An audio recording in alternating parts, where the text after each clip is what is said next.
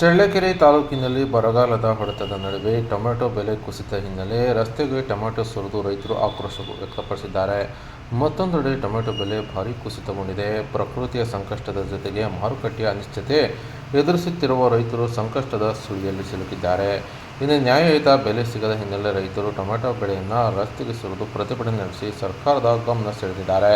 ಬರಗಾಲ ಮತ್ತು ಸಮರ್ಪಕ ಮಳೆಯ ಕೊರತೆಯ ನಡುವೆಯೂ ರೈತರು ಹೆಚ್ಚಿನ ವೆಚ್ಚ ಮಾಡಿ ಜಮೀನಿಗೆ ನೀರು ಹಾಯಿಸಿ ರಸಗೊಬ್ಬರ ಹಾಕಿ ಕೂಲಿ ಕಾರ್ಮಿಕರಿಗೆ ಹಣ ನೀಡಿ ಅಪಾರ ಶ್ರಮದಿಂದ ಟೊಮೆಟೊ ಬೆಳೆ ಬೆಳೆದಿದ್ದಾರೆ. ಆದರೆ ಮಾರುಕಟ್ಟೆಯಲ್ಲಿ ಬೆಂಬಲ ಬೆಲೆ ಸಿಗದೆ ದಲ್ಲಾಳಿಗಳ ಹಿಡಿತದಿಂದ ರೈತರು ತೀವ್ರ ಸಂಕಷ್ಟ ಅನುಭವಿಸಿದ್ದಾರೆ.